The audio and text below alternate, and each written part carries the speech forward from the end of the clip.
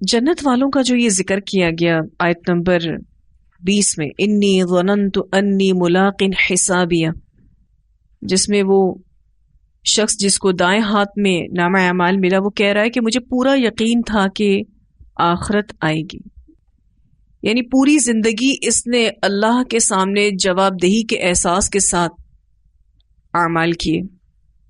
جس میں بھی یہ احساس ہوگا وہ پوری کوشش کرے گا کہ نامہ اعمال اچھے اعمال سے بھرے، کوتاہی ہونے پر استغفار کرے گا، حسنات میں اضافے کی کوشش کرے گا، ظلم سے بچے گا کہ میں کل کیا جواب دوں گا اللہ کو. انی ظننت انی ملاق حسابیہ میں اسے جواب دہی کا احساس تھا. اس جواب دہی کے احساس کی وجہ سے اس کی زندگی اچھے سے گزر گئی. فکروں میں ضرور پڑا رہا، اور وہ فکر یہ تھی کہ کہیں میرے کسی عمل سے میرا رب ناراض نہ ہو جائے. یہ فکر اس کے کام آ گئی. اس کو فکر آخرت کہتے ہیں. اس فکر آخرت نے اس کو بہترین انجام دیا. فَهُوَ فِي عِيشَةٍ رَاضِيَةٍ فِي جَنَّةٍ عَالِيَةٍ قُطُوفُهَا دَانِيَةٌ كُلُوا وَاشْرَبُوا هَنِيئًا بِمَا أَسْلَفْتُمْ فِي الْأَيَّامِ الْخَالِيَةِ. ساری ٹینشنیں ختم، اب سکون سے جنت میں رہے گا، اپنی من پسند زندگی میں ہر چیز ایزی اویلیبل ہوگی اس کو. قطوفها دانیہ، کسی چیز کے لیے بھی اب اس کو محنت کی ضرورت نہیں. جو محنتیں، جو فکریں، جو ٹینشنیں تھیں وہ دنیا میں پار کر کے چلا گیا. اب کھانا پینا ہے وہ بھی مزے سے، کیونکہ کھانا پینا وہاں پر انسان طاقت حاصل کرنے کے لیے نہیں کرے گا، انجوائمنٹ کے لیے ہوگا. کلوا واشربوا ہنیئا. اور یہ بما اسلفتم جو کہا گیا یہ جنت والوں کی عزت افزائی ہے. گو کہ کوئی شخص بھی اپنے اعمال کے بدلے جنت حاصل نہیں کر سکتا. بما اسلفتم فی الایام الخالیہ دراصل جنت والوں کی عزت افزائی ہے. لیکن اس کے برعکس جہنم والا شخص جس کے بائیں ہاتھ میں نامہ اعمال دیا گیا تھا، اس کو اس بات کا احساس ہی نہیں تھا کہ نامہ اعمال اتنی احتیاط کے ساتھ محفوظ کیا جا رہا ہے. تبھی تو وہ حیرت سے کہے گا وَلَمْ أَدْرِ مَا حِسَابِيَهْ، اور میں نہیں جانتا کہ کیا ہے حساب میرا. اتنی باریکی سے ہر چیز کو نوٹ کیا جائے گا، اس کا تو مجھے احساس ہی نہیں تھا. اچھا ہی ہوتا کہ میں مرا ہوا ہی رہتا. جو مجھے موت آئی تھی اس کے بعد مجھے دوبارہ زندہ ہی نہ کیا جاتا. ایسی موت آ جاتی، ہمیشگی کی موت، تو میری اس عذاب سے جان چھوٹ جاتی. اس کی فکریں دنیا سے جڑی تھی. کہاں سے پتہ چلتا ہے؟ ما اغنى عنی مالیہ ہلک عنی سلطانیہ. یہ اس کی فکریں تھی دنیا میں. مال کما لوں، اپنی پاورز بڑھا لوں، یہ کر لوں، وہ کر لوں. فکر آخرت تو کہیں پیچھے ہی رہ گئی. جواب دہی کا تو احساس ہی نہیں تھا. اس کو تو اس بات کا ہی احساس نہیں تھا کہ مر بھی جانا ہے.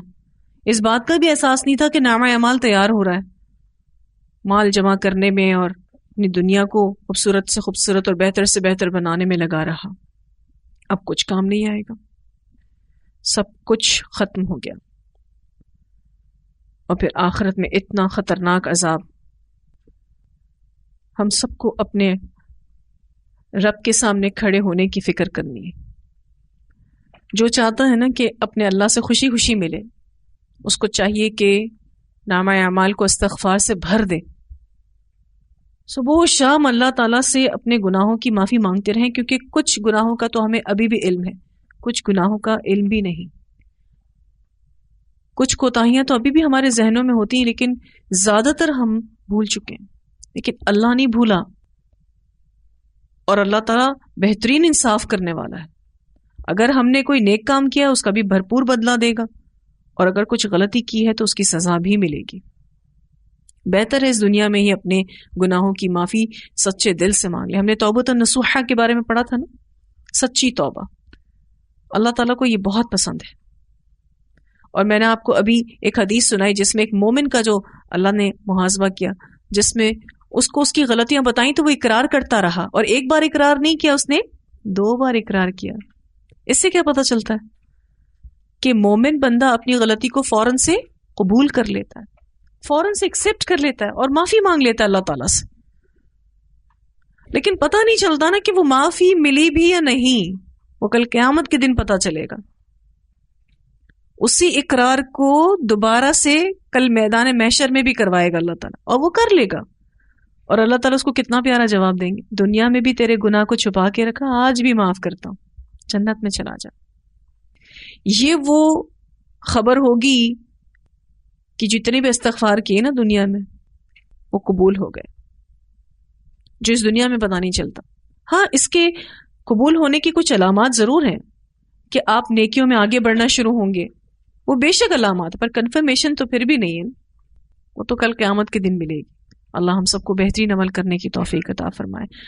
آگے اللہ سبحانہ تعالیٰ فرماتے ہیں فَلَا أُقْسِمُ بِمَا تُبْصِرُونَ، بس میں قسم کھاتا ہوں ساتھ اس کے جو تم دیکھتے ہو. جو انسان دیکھتا ہے ان سب چیزوں کی اللہ تعالیٰ نے قسم کھائی. وَمَا لَا تُبْصِرُونَ، اور جو نہیں تم دیکھتے، یعنی جو انسان کو نظر نہیں آتا اللہ اس کی بھی قسم کھاتے ہیں. سب سے پہلے تو اللہ کی ذات ہمارے لیے غیب میں ہے، اللہ اپنی قسم کھا رہا ہے. پھر اسی طرح سے جن انسان کو نظر نہیں آتے، فرشتے، جنت، دوزخ، پل صراط، جتنی بھی چیزیں جو انسان دیکھ نہیں سکتا اللہ ان سب کی بھی قسم کھا کر کہتے ہیں انہ لقول، بے شک وہ البتہ ایک بات ہے، رسول کریم، معزز فرشتے کی. انہ ہو سے مراد قرآن ہے، بے شک وہ قرآن البتہ ایک قول ہے، رسول کریم، معزز فرشتے کی. مراد جبرائیل امین ہے. قرآن اللہ کا کلام ہے جو جبرائیل کی زبان سے ادا ہوا، لہذا رسول کریم سے پہلی مراد جبرائیل امین ہے. انہو، بے شک وہ قرآن، لقول، البتہ ایک بات ہے، رسول کریم، معزز رسول کی. مراد آپ صلی اللہ علیہ وسلم بھی ہیں، کیونکہ قرآن آپ صلی اللہ علیہ وسلم کی زبان سے بھی ادا ہوا، تو اس سے دوسری مراد رسول اللہ صلی اللہ علیہ وسلم ہے. پہلی مراد جبرائیل امین ہے اور دوسری مراد آپ صلی اللہ علیہ وسلم ہے. مسند احمد کی روایت میں آتا ہے کہ ایک مرتبہ حضرت عمر رضی اللہ تعالیٰ عنہ اپنے گھر سے اس ارادے سے نکلے کہ آپ صلی اللہ علیہ وسلم کو پریشان کریں گے. اس وقت یہ مسلمان نہیں ہوئے تھے، تو آپ صلی اللہ علیہ وسلم حرم میں داخل ہوئے اور آپ صلی اللہ علیہ وسلم نے نماز پڑھنا شروع کی اور سورہ حاقہ کی تلاوت شروع کی. حضرت عمر نے سوچا کہ آپ با کمال شاعر ہیں، اتنی اچھی شاعری آپ بولتے ہیں. آپ صلی اللہ علیہ وسلم سورہ حاقہ کی تلاوت کر رہے تھے تو ان کے ذہن میں فوراً سے آیا اللہ تعالیٰ نے نبی اکرم صلی اللہ علیہ وسلم کے منہ سے اس وقت یہ آیتیں نکالی وما ہوا بقول شاعر، اور نہیں ہے وہ کسی شاعر کا قول، قلیلا ما تؤمنون، کتنا کم تم ایمان لاتے ہو. پھر حضرت عمر کہتے ہیں کہ جیسے ہی میرے ذہن میں یہ آیا کہ آپ با کمال شاعر ہیں تو آپ صلی اللہ علیہ وسلم نے یہ آیت پڑھی وما ہوا بقول شاعر قلیلا ما تؤمنون. پھر کہتے ہیں اگر یہ شاعر نہیں تو پھر یہ کاہن ہے، تو آپ صلی اللہ علیہ وسلم نے یہ آیت پڑھی ولا بقول کاہن قلیلا ما تذکرون، کتنا تھوڑا تم نصیحت پکڑتے ہو. یہ سورت تو پہلے ہی اتر چکی تھی اور رسول اللہ صلی اللہ علیہ وسلم اس سورت کی تلاوت کر رہے تھے. اسی وقت ہی حضرت عمر کا آنا، اس وقت وہ مسلمان نہیں ہوئے تھے، ان کے ذہن میں جس بات کا آنا اسی بات کا جواب آیتوں کے ذریعے ان کو ملنا. ہمارے ساتھ بھی ایسا ہوتا ہے نا، ہمارے ذہن میں بھی کچھ باتیں چل رہی ہوتی ہیں اور ہمیں ایسا لگتا ہے یہ آیت آج میرے لیے ہی ہے. یہ قرآن کا معجزہ ہے کیونکہ یہ کسی شاعر کا کلام ہے ہی نہیں. وما ہوا بقول شاعر، کسی شاعر کا کلام نہیں. یہ آپ کو شاعر کہتے ہیں، آپ کے کلام کو شاعری کہتے ہیں، ایسا نہیں ہے. قلیلا ما تؤمنون، کتنا کم تم ایمان لاتے ہو. یہاں ما تحقیر کی ہے، تقلیل کی ہے، قلت بیان کرنے آئی ہے، کتنا کم تم ایمان لاتے ہو. یہ آپ کو کاہن کہتے ہیں، اللہ تعالیٰ فرماتے وَلَا بِقَوْلِ کاہن، اور یہ کسی کاہن کا قول نہیں ہے. قَلِيلًا مَا تَذَكَّرُونَ، کتنا تھوڑا تم نصیحت پکڑتے ہو.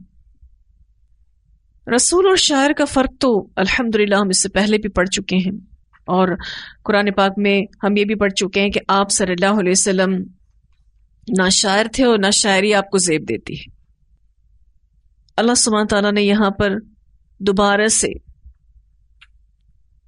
اس بات کی وضاحت کر دی کہ جو الزام تم نبی اکرم صلی اللہ علیہ وسلم پر لگاتے ہو کہ یہ شاعر ہیں، یہ کلام کسی شاعر کا نہیں ہو سکتا. پھر تم نبی اکرم صلی اللہ علیہ وسلم پر یہ الزام لگاتے ہو کہ وہ کاہن ہے، وہ اپنے تخیل سے اس کلام کو پڑھتے ہیں، تو ایسا بھی نہیں ہے. پھر وضاحت کی گئی تنزیل من رب العالمین، نازل کردہ ہے رب العالمین کی طرف سے. یہ قرآن کا تعارف ہے، اسی لیے نہ قرآن مخلوق ہے نہ اس کو فنا ہے، کیونکہ یہ اللہ کا کلام ہے. تنزیل من رب العالمین، کسی انسان کا کلام نہیں ہو سکتا. اس کی عظمت کو آپ دیکھیں، اس کی فصاحت اور بلاغت کو دیکھیں، کوئی انسان ایسا کلام کہہ ہی نہیں سکتا. قرآن کو پڑھتے ہیں جو اس کا اثر دل و دماغ پر ہوتا ہے، جس سے زندگیاں بدل جاتی ہیں. اللہ تعالیٰ کہتے ہیں یہ اللہ کی طرف سے ہے، یہ کسی انسان کا کلام ہو ہی نہیں سکتا. وَلَوْ تَقَوَّلَ، اور اگر بات بنا لیتا علینا ہم پر، بعد الاقاویل بعض باتیں، لأخذنا البتہ ہم پکڑ لیتے، منہ اس کو یعنی رسول کو، بالیمین دائیں ہاتھ سے.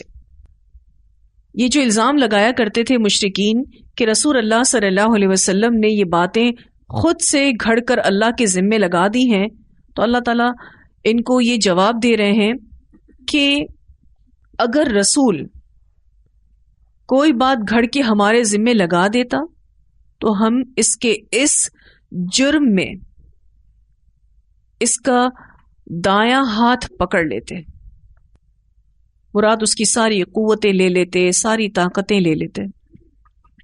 ثم پھر لقطعنا البتہ کاٹ دیتے ہم، منہ اس سے، الوتین رگے گردن، رگے جاں، مراد شہرگ ہے جو دل سے سر کو جاتی ہے.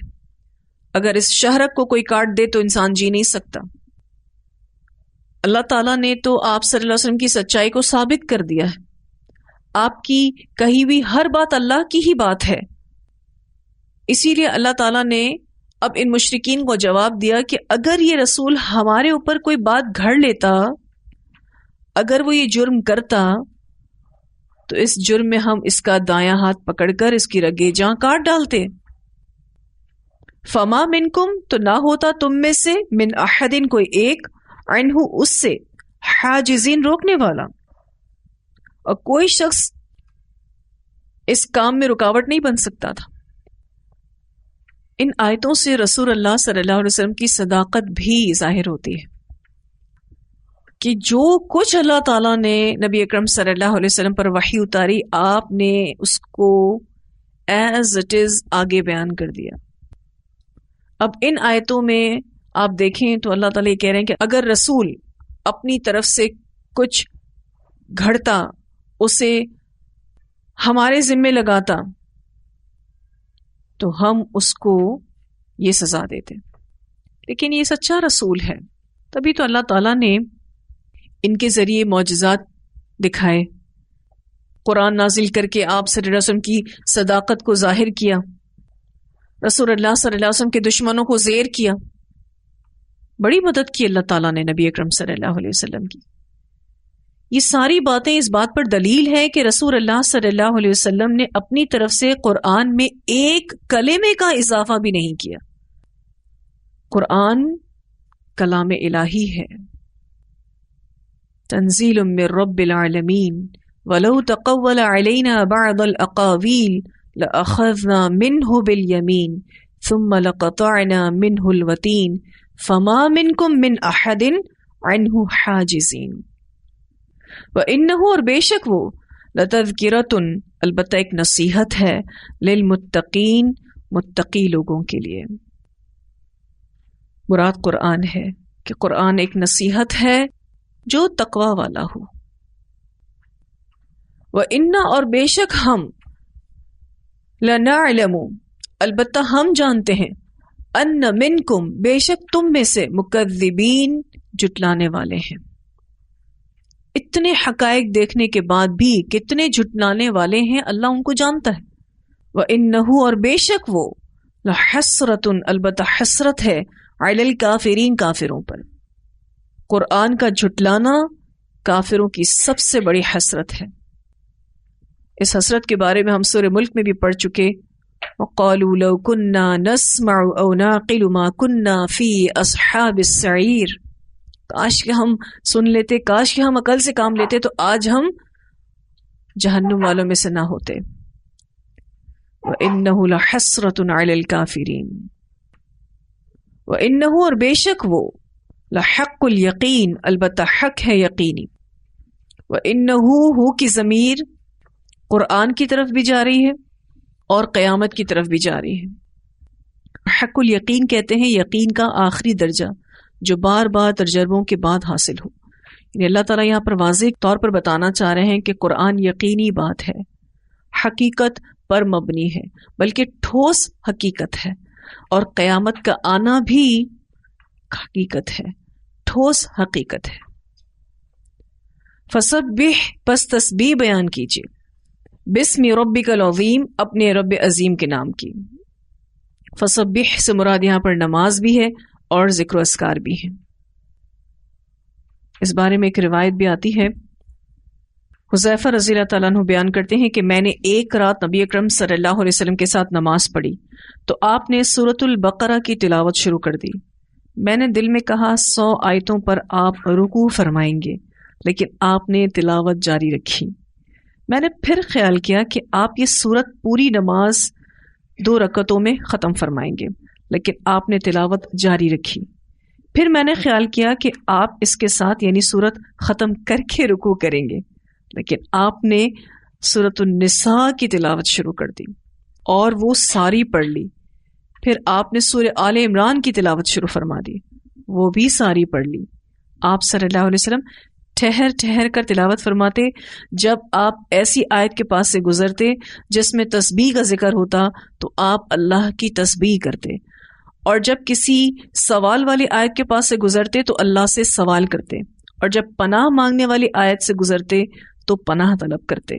پھر آپ نے رکوع فرمایا، پس آپ نے رکوع میں سبحان ربی العظیم پڑھنا شروع کیا، اور آپ کا رکوع بھی آپ کے قیام کے برابر تھا۔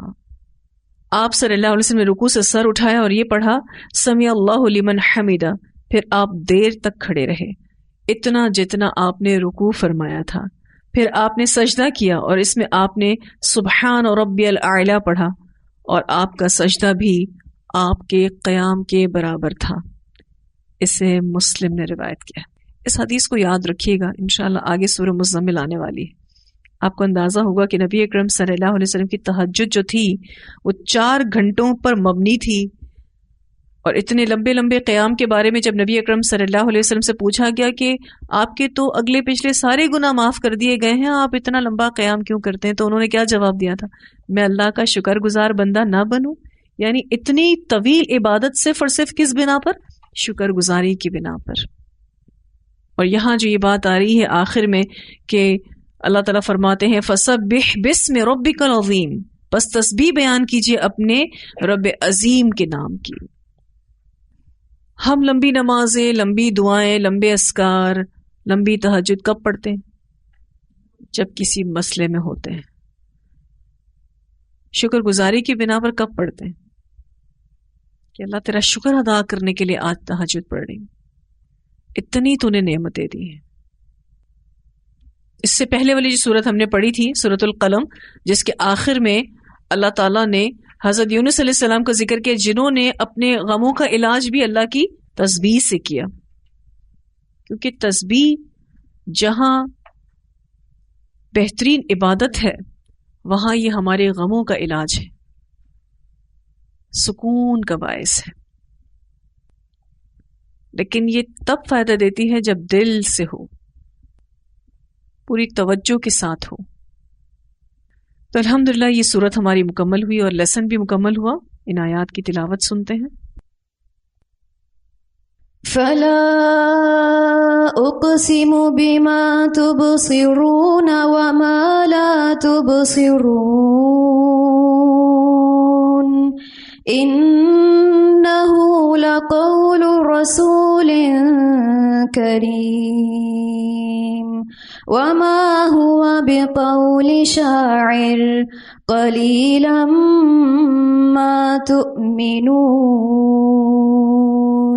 ولا بقول كاهن قليلا ما تذكرون تنزيل من رب العالمين ولو تقول علينا بعض الأقاويل لأخذنا منه باليمين ثم لقطعنا منه الوتين فما منكم من أحد عنه حاجزين وَإِنَّهُ لَتَذْكِرَةٌ لِّلْمُتَّقِينَ وَإِنَّا لَنَعْلَمُ أَنَّ مِنكُم مُّكَذِّبِينَ وَإِنَّهُ لَحَسْرَةٌ عَلَى الْكَافِرِينَ وَإِنَّهُ لَحَقُّ الْيَقِينِ